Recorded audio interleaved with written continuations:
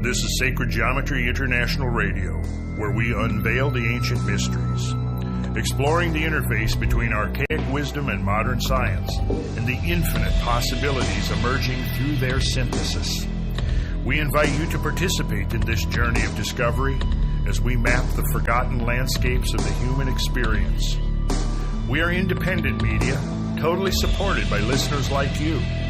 Please help us carry on this work by subscribing to our members area. This grants you access to our media archives, including past presentations, podcasts, articles, and other exclusive content. Please visit our store, where you'll find DVDs, publications, and other educational materials. Your purchases and donations help us to continue providing this paradigm-shifting knowledge to the world. At sacredgeometryinternational.com, we explore a rich and diverse syllabus of powerful and important subject matter, including sacred geometry and architecture, archaic mystery traditions, geomythology, catastrophism and earth change, archaeoastronomy, alternative science, and history. sacredgeometryinternational.com. The world is our classroom.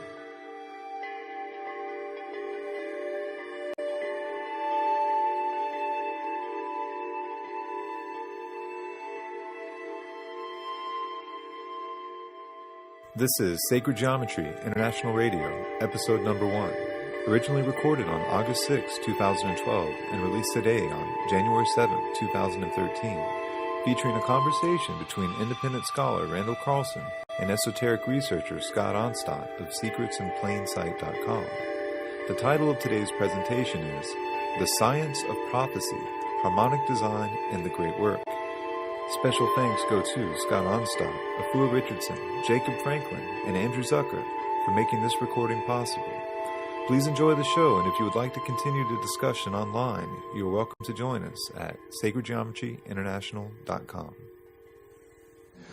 All right. Well, I'm wide open, Scott. I don't have any. I don't really have a list of questions prepared, but we can hopefully just pick each other's brains and have an interesting conversation.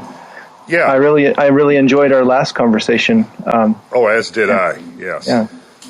Is there anything new that you've been working on, or any new discoveries? Anything? Well, I just released my Volume 2 film, and I'm really excited about that. Oh, I'll bet you are, and I didn't know that. Otherwise, I probably could have previewed it and it gotten some inspiration for our conversation. But so it is now available online? Yeah, it's available at secretsinplainsight.com. Oh, okay. And I'd be happy to send you a copy. Oh, that'd be great. Yeah, I go into a lot of sacred geometry in the first half of the film. Uh-huh. Go into squaring the circle and some different derivations of the pyramid angle using different sacred geometries. The slope of the Great Pyramid, that is. Yeah. Have you kind of settled on one particular relationship being the one that's most likely used, or because there's a number of different correlations there, and I haven't really decided whether one deserves predominance over another one. For example, the relationship of the slope of the pyramid to the base being the phi relationship seems to work pretty good. But then also, so does the 22, the 7 over 22 ratio, or 7 over 11 works pretty good as well. What are your thoughts? And also the height. If the height is 4, then half the base length is pi. Yes. So exactly. I think actually the pyramid is almost like a hyperdimensional object in that it encodes things on many different levels all at the same time, and it does that. Within a very narrow tolerance. You can't have both pi and phi encoded exactly because the two numbers are, pi is transcendental and phi is irrational. So you can never have them precisely correlated, but there's a very, very slight error, if you will, or gap, and that allows both of them to be encoded. And I found that I think most researchers would agree that the slope angle of the Great Pyramid is between 51 and 52 degrees. Yes. And I think you could narrow it down even tighter, say maybe between 51 and a half and 52. And a lot of researchers say it's 51 degrees, 51 minutes, and 14 seconds, because they measured the angle on one of those casing stones, which still exists. Right. And in sacred geometry, I found 3 or 4 different ways to get an angle very, very close to that. And I find that intriguing that it comes right out of this basic sacred geometry, you know. In some of my sacred geometry classes that I do, we'll do large scale drawings, fairly large format drawings, and I'll have students using the different methods. I'll have one of them using like a square grid. I'll have another one using the phi relationship and having them drawing them, and then of course when we compare the results, there's really no discernible difference because the margin of error between the various methods is so slim. It's the thickness of your pencil line. Exactly. You know? So it's practically the same. I mean, it's kind of like splitting hairs to argue whether it's 51 degrees, 51 minutes or 53 minutes. You know, who cares? It's essentially the same. And then of course you have the geodetic aspect of it, which you've explored as well, which just strikes me as being very intriguing because I'm still trying to wrap my head around this idea of how that particular geometry seems to mesh with the the ratio between the equatorial circumference and the polar diameter of the Earth. That's encoded with the number 43,200. Yes. You know, because 43,200 times the height of the Great Pyramid equals the polar radius. Yeah. And 43,200 times the base perimeter equals the Earth's equatorial circumference in miles. Yes. And, there are slots outside the corners of the pyramid that apparently once held some kind of probably cornerstones. There's nothing in them now, but you can actually, they're quite easily discernible, at least on 2 corners. They're easily discernible when you actually visit the site. And, I think, who was it? It was William R. Fix, I believe, in his work back in the 70s, where he discovered that there was actually 2 ways of measuring the pyramid's base. One that included the sockets and the other one that didn't. And he discovered that there was about a 4-foot discrepancy between them, as I'm recalling. And by using that 43,200 to 1 ratio, he discovered that when you expanded the 2, you actually ended up getting the meridian distance as well as the equatorial distance. That difference appears to be encoded between the casing stones and the sockets. Have you seen photographs of the sockets? Are you aware of those sockets? And I haven't been there in person to the Great Pyramid yet. I'd love to do that someday. Yeah, I should get Cameron to send you the photographs that I took of the sockets so you can see them. And yeah, they've been measured in several of the surveys, and it's quite intriguing that if you draw a minute of equatorial latitude and a minute of equatorial longitude, the discrepancy between the 2 because of the oblateness of the Earth is precisely the discrepancy between the 2 ways of measuring the pyramid's base. One which gives you, roughly around 756 feet, point something. There's slight variations between the 4 sides, and then the dimensions of the sockets, which are closer to 760 feet.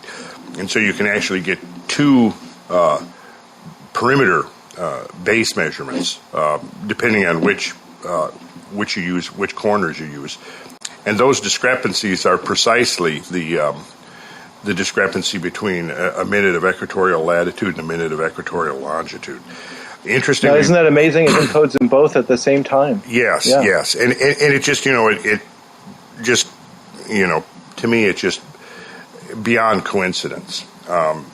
that it does encode this geodetic and geometric information.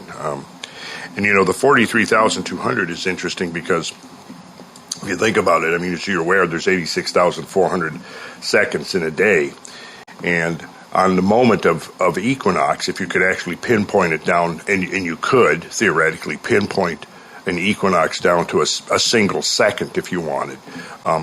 But if it took a theoretical moment of spring equinox, then of course there's 43,200 seconds of darkness and 43,200 seconds of light at that moment. That's right. Yeah.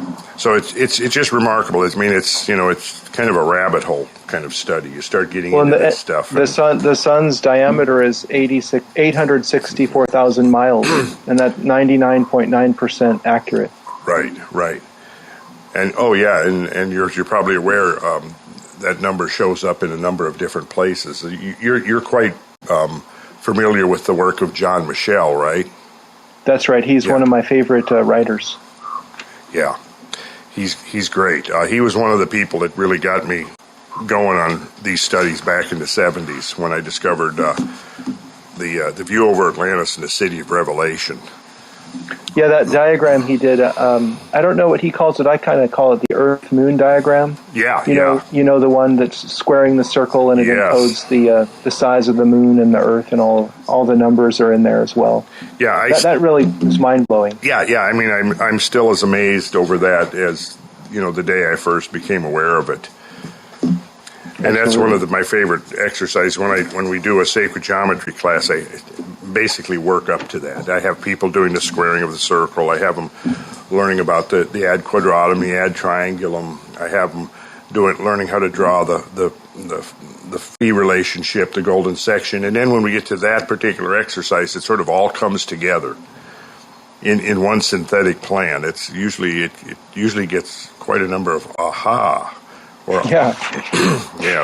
Let me tell you about a piece of research I present in my Volume 2 film, and that is I was able to derive the pyramid slope directly from squaring the circle, and in a new novel way that I haven't seen before, and that gives a pyramid slope angle of 51.76 degrees, and so I also correlated that with the Louvre pyramid.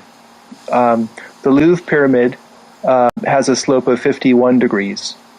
So it's sort of like a replica of the Great Pyramid, if you will. Right. But the location of the Louvre pyramid is such that the azimuth of the summer solstice sunrise is 51.76 degrees true north. So that just really blew my mind. I looked up in there's a NOAA calculator online, and I put in the exact coordinates and the exact time of summer solstice sunrise, and just blew my mind that it was 51.76 degrees, because it ties in with squaring the circle and the Great Pyramid slope. It's all connected. Yeah, and you presume that was intentional, right? Well, that's a great question. It seems like it was intentional, but I don't know that. I haven't interviewed I.M. Pei, so I can't tell you for sure. But it would kind of be hard to believe he wasn't conscious of that. Right. Which brings us to that question, the perennial question of how much of it is conscious and how much of this stuff is coming out of some kind of unconscious substratum of the human psyche, which I have never resolved that question to my satisfaction. I of course think it's a bit of both, and it does seem like certainly I think that evidence existed in some of the various esoteric orders, Masonic orders, and so forth, that what may be operational on a more unconscious level amongst creative people that are tuned in and so forth may actually be something that's systematically taught to some extent.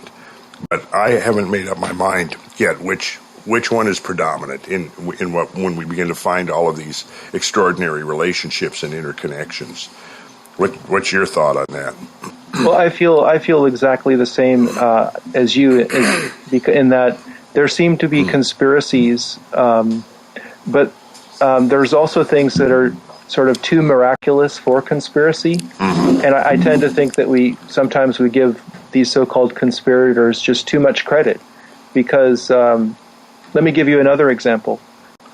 Take, for example, the distance between Stonehenge and the Dome of the Rock in Jerusalem.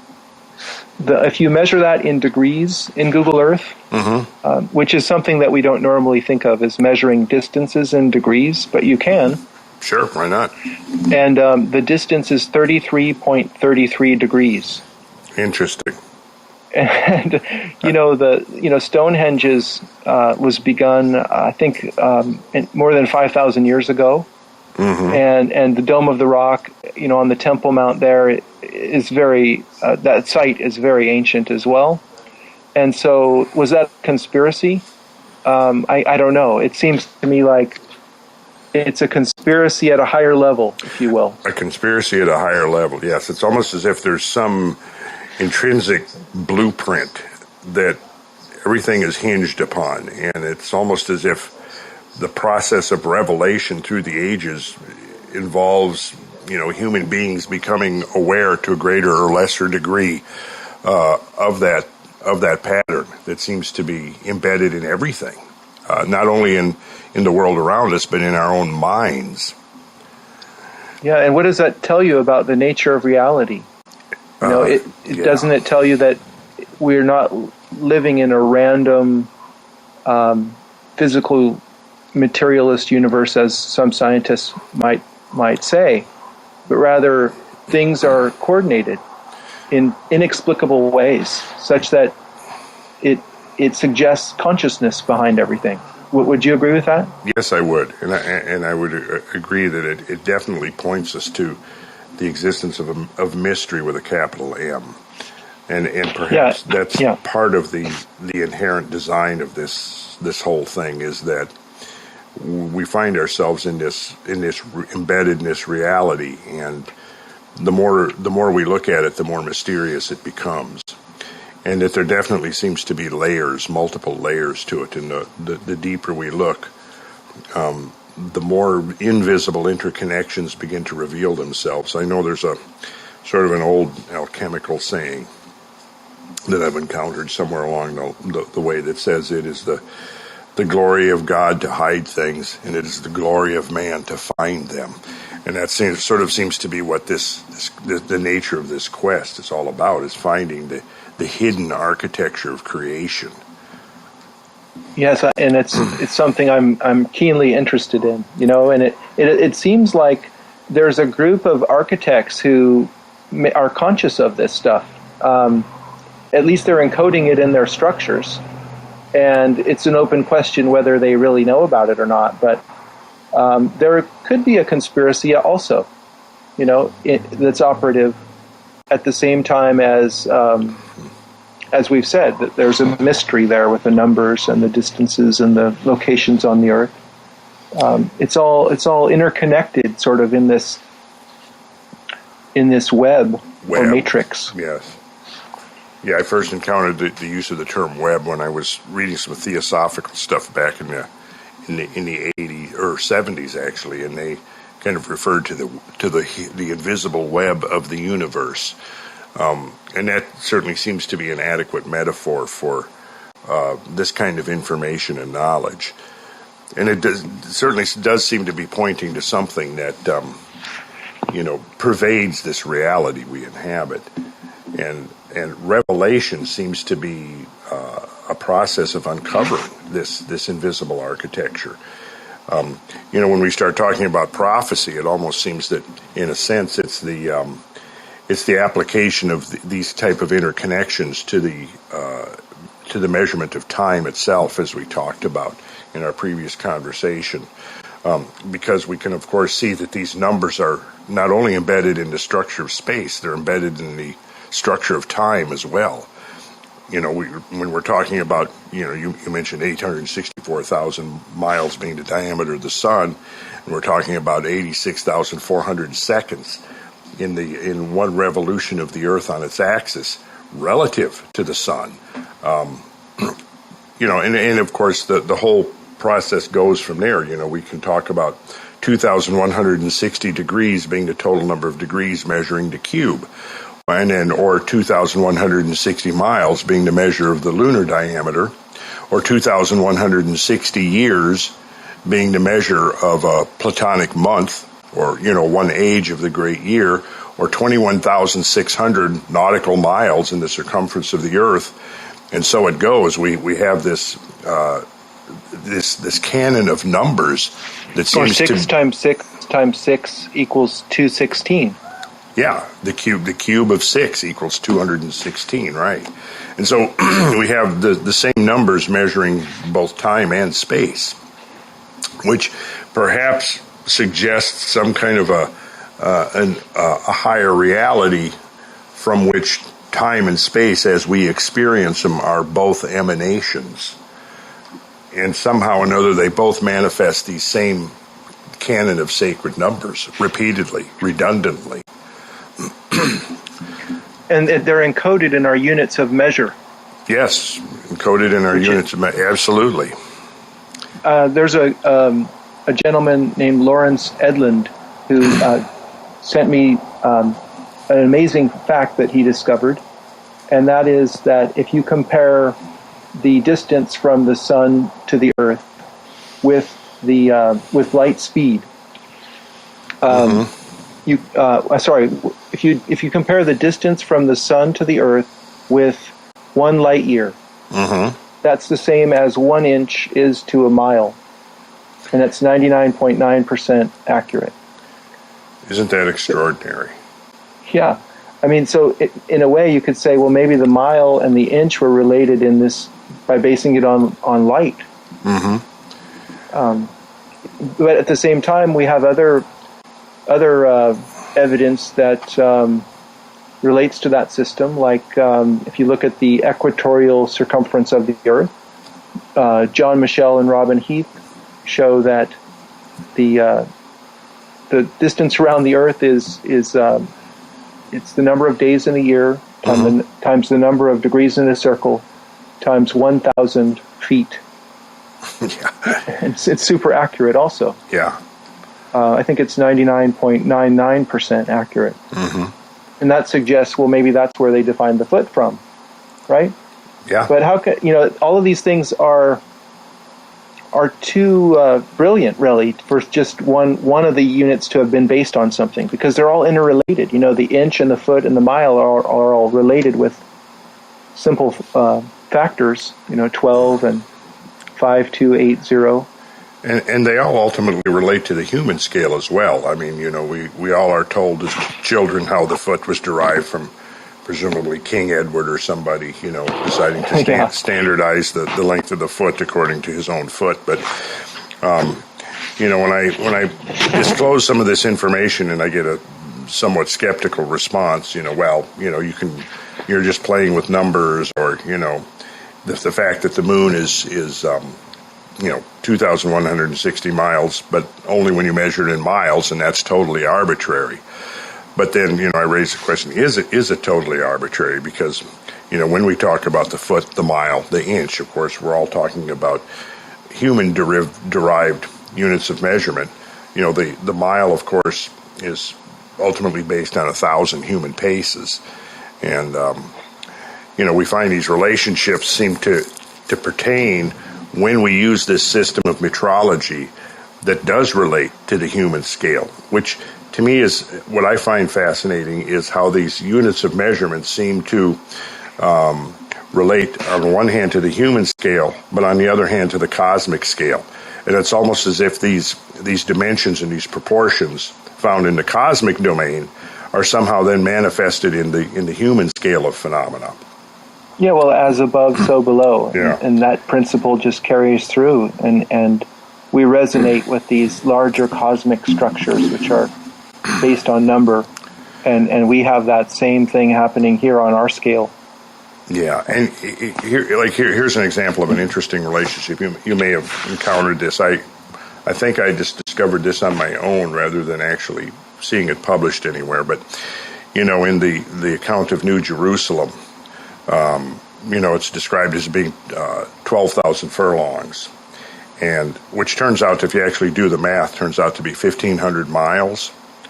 The city lieth four square, the length, the height, and the breadth of it are equal, 12,000 furlongs, and you end up with 1,500 miles.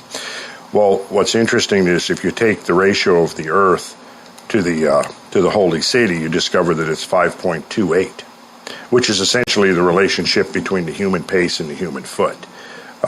Based on a pace, a mile of 1,000 paces, then each of those paces is on average 5.28 feet. That's very interesting. Yeah, I never knew that. Yeah, so we have that relationship between the human pace and the human foot embedded in the relationship between the Earth and the holy city of 1,500 miles. It's precisely 5.28. So I kind of find that interesting because on the one hand you've got the human foot, which is, our basically literally our link to the Earth. And then we have the human pace, which is now, the process by which we move about the face of the Earth. I find that quite interesting. And then there are, further relationships in there. If you look at the 1,500 miles compared to the diameter of the moon, then you discover that that the difference between them is precisely 660 miles, and of course the furlong is 660 feet. So if you translate the furlong into inches, then you discover that 660 feet is 7,920 inches. So the inch is to the furlong as the mile is to the diameter of the Earth. I don't know if you did, that may have been one that I... No, I didn't know that. Yeah, inch is to the furlong as the mile is to the diameter of the Earth. Wow. Yes. Yeah, I guess that's one that I stumbled upon in my own research. I don't think I've ever seen that published anywhere. But yeah, the math works out. So it's incredible. I've actually taken a class out into a large parking lot, and we've measured out a furlong and marked it in chalk on the parking lot, and then marked 1 inch on there. So like I said, there's the relationship. If that inch was 1 mile, then this furlong is the diameter of the Earth. It's a great visualization. It is, and it helps people to kind of get the picture. Because go ahead. Well, it seems that so many of these phenomena could be described as scale invariant. In the fact that this relation holds. You can say we've got a proportion here. Earth to mile equals furlong to inch. And so we now have this proportion going on. And we find that same type of proportion, in the measurement of time. So many of I think as we talked about before, so many of the ancient cultures had a sacred calendar of 360 days, right? Mm-hmm. Right. And well, if you take a 360-day calendar and translate that into the number of hours, it turns out to be 8,640 hours for the ideal sacred year. So, and that ties in with the what is it called? Decans. The 36 10-day weeks in the ancient Egyptian calendar. 36. Let me think about that. 36 10-day weeks. Okay, so a 10-day week then would have 240 hours and 30. Well, yeah, there we go. 360 days. Yeah. So there's our 8,640 again. Yeah, exactly. Pretty wild. One thing I noticed is that 528 comes right out of the Ennead. So if you take a circle and you divide it into 9 parts, and you number it, all the way around, and you draw lines between 5, 2, and 8, it makes an equilateral triangle. Okay. And so this is like sort of like the eye of God, if you will, the triangle at the top of the pyramid. It's this harmony between 5, 2, and 8 that comes out of this Ennead. And in my research, I've also correlated the Ennead as a basis for understanding why the decimal system is fundamental to the structure of the universe. We think the decimal system is arbitrary, but it actually, all of these numbers we've been talking about work, like 86,400 seconds in a day compared to the 864,000 mile solar diameter. that works because we're using base 10. Mm-hmm, right. And it wouldn't work in another base. So there's something to the decimal system and how it correlates with the atom. Because there's a guy named Peter Plichta who wrote a book called God's Secret Formula, and he's a physicist and a chemist. And he realized that there are exactly 81 stable atoms in the universe. All the other atoms beyond that number are radioactive, and they eventually, in time, split into one of the 81 atoms. And of course, 81 is 9 times 9. Mm-hmm. So if you have 9 numbers, all of the possible relationships between them is 9 by 9, or 81. Mm-hmm. And so in some way, the decimal system is really possibly what the ancient Egyptians were encoding with their whole system of 9 gods. Perhaps they were giving us this important piece of the puzzle. Mm-hmm. And in fact, the ancient Egyptians used a decimal system. So I think this is key. There's something about the structure to reality working on this on base 10. Mm-hmm. And isn't it incredible that we're using base 10 now, and that we understand feet, inches, and miles, and so on? We're still using these systems. And even the metric system, one could say that it is encoding these things as well. For example, the latitude of the Great Pyramid encodes the speed of light. It's 29.9, and I don't remember all the numbers, but it's exactly the same numbers in the speed of light as expressed in meters per second. Mm-hmm. So this seems kind of crazy that when people first hear this, how could it be that the Great Pyramid encodes the speed of light? That presupposes that the ancients were using the metric system in the second, and that they had mapped the Earth using GPS coordinates, the system that we use today. Yeah. But nevertheless, it does encode the speed of light. You just look at it in Google Earth and you'll see. So that's quite an amazing fact. Yeah, and of course the metric system was ultimately geodetic. It was derived from, 100,000th part of the meridian arc along the Paris meridian, if memory serves me correct. And you've probably noticed that the relationship between the mile and the kilometer is very close to the golden section relationship. That's right. Exact, I think it's is it 99%? Yeah, I think it's about. I think it's 98 or 99%. Correct. Yeah, let's see. 1 kilometer times phi equals 1 mile. Yeah, pretty darn close. It works out to be about 1.609, I think. But it's very close. I mean, it's close enough for government work, as they say. If you take the reciprocal of the speed of light, that would be the amount of time it takes light to go 1 meter. The number is 0.00, and I think there's 8 zeros, and then it says 333. I find that interesting also. Yeah. It's encoding the 33, if you will. Yeah. And then, of course, we have the whole the numbers that emerge from the length of the various ages as expressed in the king lists of Sumeria, and in the Vedas, the length of the yugas and the kalpas, and how they might be linked with the precessional cycle. Have you looked into that to any extent? Yes, the yugas are all using the same canon of numbers as the, like what you've shown with the polyhedra, and with the, they correlate with John Michel's numbers from the Earth-Moon diagram. Right. And so they're all using these same numbers, and all the numbers are divisible by 9. All of them divisible by 9. And I like to point out again to the skeptics that think that these numbers are arbitrary. That, generally modern astronomers will put the rate precessional motion of the Earth's axis at 50 arc seconds per year, which, if you do the math, comes out to be 25,920 years. And usually in most textbooks, I think it's rounded off to about 26,000.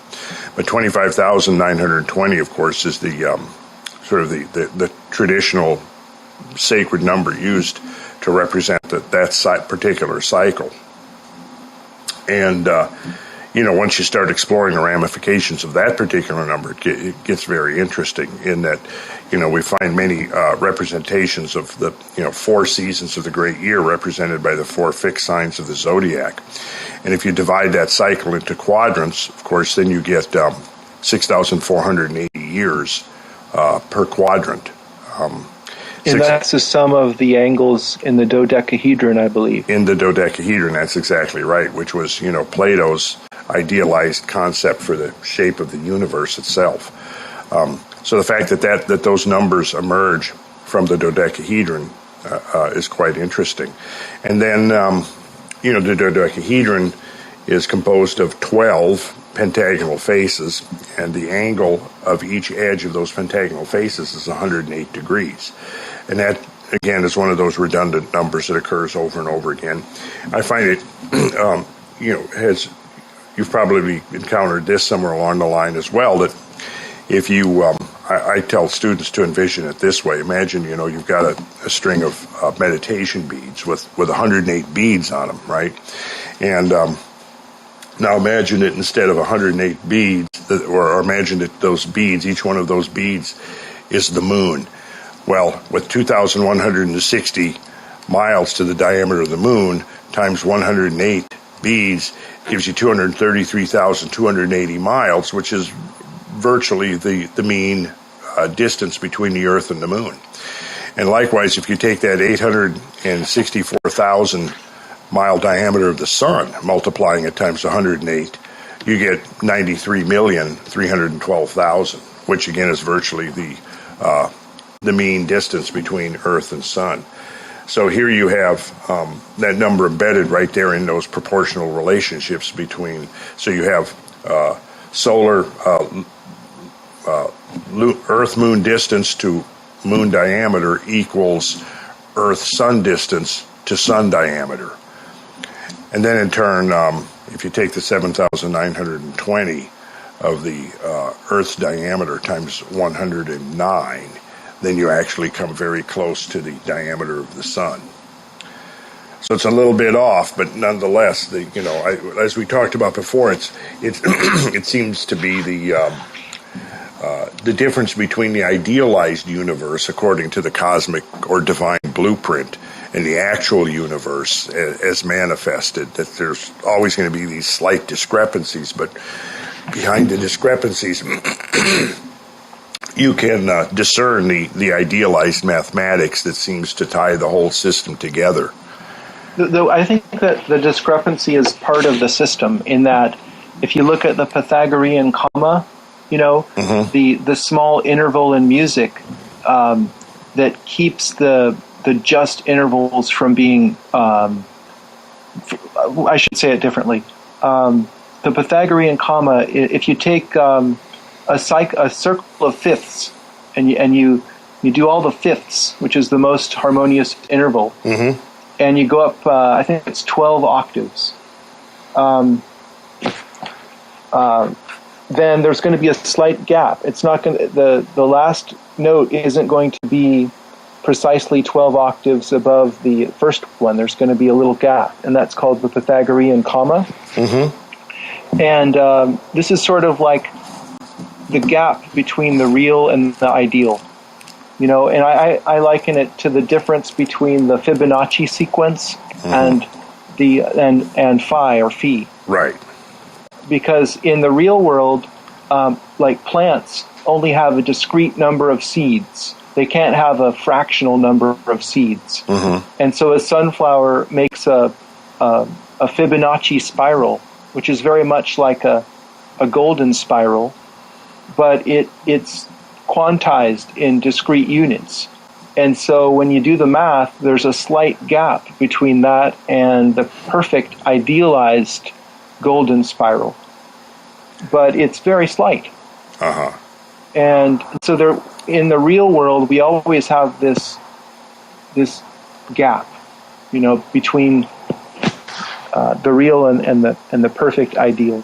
I'm just sort of emphasizing what you're saying there in giving this example. Well, you're an architect, right? That's right. Yeah. I'm not a licensed architect, but you draw blueprints. I do, and I teach architects how to use AutoCAD and other software. Oh, that's it. Yeah. So this idea between the discrepancy between the ideal and the real is certainly a familiar concept to you. As a builder, I'm certainly aware of it. Because as we strive to get ever increasingly improved levels of craftsmanship, the idea is, we strive to get as close as we can to the ideal that's expressed in plans. And of course, always feeling like we're falling short, but nonetheless, that's what we're striving for. And then, of course, once the work is completed, then the vagaries of the real world begin to come into play, and over a period of time, one sees an ever-increasing divergence between the ideal and the real. As wood absorbs moisture or dries out, exactly, it moves, and then the structure, settles, and so you end up having discrepancies, a little gap between the plan and the reality. But nonetheless, by studying the reality, you can work backwards and begin to understand or appreciate what the idealized plan would have been. And I think that's what we're doing when we look at the model of the universe and the model of the world, is we're beginning to see these harmonic patterns emerging that link all of these phenomena together. And we're beginning to see, it seems to me that we're just, the kinds of things that you and I and other researchers are involved in trying to uncover these hidden linkages is, we're basically just at the very beginning of something here. Perhaps a recovery of a lost science that may have been understood in antiquity to a much greater level. But, John Michel seemed to imply that it was becoming that there were, if you will, epochs of prophecy in which, for whatever reason, people seem to become more in tune with the hidden realities of nature. And by discerning those hidden realities, you not only get a sense of the past, for example, you get a sense of the future, because by understanding that time is cyclical or cyclical, as the ancient peoples understood it, rather than a strictly linear phenomena, then you can kind of understand that there's going to be this repetition or reoccurrence of similar type of events. When we look at the annual year as an example, of course, we find that there's a very discernible, predictable pattern in the changing of the seasons. Now, we know that in about 6 weeks, we're going to be feeling the temperature on average cooling off discernibly, and we will, be going through a predictable pattern of seasonal change. And, autumn will then be followed by winter. And of course, up where you are, there's going to be a much more noticeable seasonal change than where I am, although actually being on the coast, maybe you don't get that so extreme. But well, I'll tell you, yesterday we were out making sandcastles with our whole island for our annual sandcastle day, and it was really hot. And then towards the late afternoon, the clouds came in, and it suddenly started raining, and we're like, oh, there went summer. There went summer. Today it's cold already. Interesting. Yeah. So my point being, though, is that, you even though the pattern is highly similar from year to year, once you break it down to a much finer resolution, you, of course, then begin to lose the predictability. We can say with confidence that 4 weeks from now, it's going to be generally cooler than it is today. But on what day, like here in North Georgia, the question would be like, on what day will the first freeze of the year occur? Well, we don't know exactly when that's going to occur. It varies from year to year. But there's a larger scale general predictability. But then within that, there's finer degrees of revolution where predictability breaks down. But this seems to be similar to the idea of prophecy, in that understanding that there's a larger scale cyclical structure of time. We know that, or the prophet apparently would know that, that the cosmic seasons are changing, and that, within that we could define certain key points, like, in the latitude where I grew up, what an important key point would be, when is the first freeze going to occur for the year, because then, everybody's got to bring their plants in, and, when is the first thaw going to occur in spring? These become significant demarcation points within an otherwise more or less continuum. And in the cosmic cycles, in the larger cycles of the great year, those little points of discontinuity are actually relevant to the human scale, interpreted as catastrophic events. That, the changing of the cycles, the changing of the seasons on the larger scale, those little, what would be points of discontinuity for us, or we could look at it as, okay, we're now pretty much in the thick of hurricane season down here in the southeast. And this will be usually last from about July to the end of September. So within that season, we know that there's going to be hurricanes, and there's going to be potential for regional catastrophes or local catastrophes in that particular interval. I think that perhaps the prophets who foretold various kinds of events, some which could certainly be interpreted as catastrophic, in the apocalyptic literature and so forth, were essentially accessing this substratum of temporal awareness, that they knew that the changing of the cosmic season brought certain particular kinds of events, which, we would think of as being world revolutions, perhaps both in a social sense and in a natural or geological sense. With it, and of course, scientifically now we can certainly verify that there seems to be regular upheavals in the natural order where the old balance of nature is completely overturned in a geological eye blink. So what interests me particularly is how these events, which are now being overwhelmingly documented to have happened throughout the history of the planet, how accurately or how effectively can they be described according to these to the same canon of sacred numbers that we're looking at?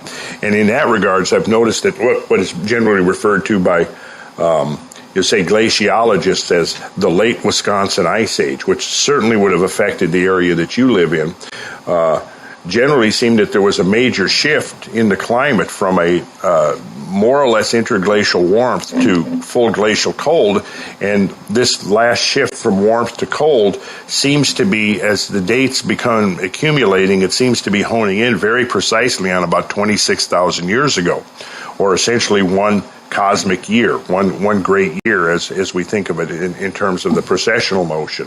And then the termination of the Ice Age, is dated at the what is called the Balling-Allarod Younger Dryas boundary, in which there was an extreme global environmental signal propagated that involved a spasm of extreme warming followed by a return to full glacial cold. And the date that is now being given for that is 12,900 years, which falls so closely to the 12,960, which is half the precessional cycle, that it just is remarkable to me. And in fact, in reading traditional accounts, apocalyptic literature, and going back again to the canon of sacred numbers and the idea of the precessional cycle, it had seemed to me that 12,960 was an auspicious date, which I had presented in lectures and classes as long ago as 20 years, in which I suggested that perhaps that will be the date that will define some of these key transition points from one world age to the next world age. So in a sense, it was quite gratifying to me to see that within the last 4 or 5 years, as dating has improved for these various nonlinear events, if you will, that now we're the date being published for that major transition is 12,900 years. And the fact that we see that the last phase of what they refer to as the late Wisconsin Ice Age seem to have been inaugurated almost precisely, one cosmic cycle or one great year ago. And we see that, for example, what appears to be the final phase of mass extinctions of the Australian megafauna seems to have been commensurate with the major transition in the northern hemisphere that brought us from a period of relative warmth to the last cycle of full glacial cold. Also, dates for the last appearance of Neanderthal on the planet used to be given as about 30,000 years, but they keep finding younger and younger examples of Neanderthal remains, and it is now, I think the youngest Neanderthal remains is now being dated to about 26,000 years. So this is just examples to me of empirical evidence emerging from the scientific point of view that would seem to confirm perhaps what ancient folks already knew, was that there is this cyclical nature of time, and that within these unfolding cycles there are these discrete points of continuity where a lot of action is compressed into a very short period of time. And perhaps these could be thought of as nodal points within the architecture of time. And the way we experience it seems to suggest that that these points of discontinuity from the human standpoint could be interpreted as catastrophic. So I don't know to what extent you may have looked into any of that yet, but that's some of the ongoing research that I kind of got led into when I started trying to understand global change in the context of a great year model, and using the sacred numbers as an effort to try to pinpoint when events may have happened. And it's the same thing. Again, there may be a slight discrepancy on either side of the idealized date, but nonetheless, it does seem that just like with these patterns in space, that they do fall very, very close to being measured within periods of time that are defined by these sacred numbers. So, that would be some research that I'd be happy to share with you at some point if you find that interesting. I find that very interesting, and I think that that the fact that these units of measure that we have today are encoding these numbers indicates that people used to understand this, and we are merely remembering this now, or recovering it. Right. And I know that Homo sapiens have had the same physiology for in excess of 100,000 years. And yet our civilization supposedly began just 10,000 years ago. Exactly. So I think that we probably had civilizations that were completely wiped out, and that there's no trace of them now because maybe they're underwater. Sure. And so people have been this way before, and it's this strange thing where we go through 10,000 years and we finally start figuring things out. And then we might have another cataclysm and have to start at ground zero again and sort of work our way up again.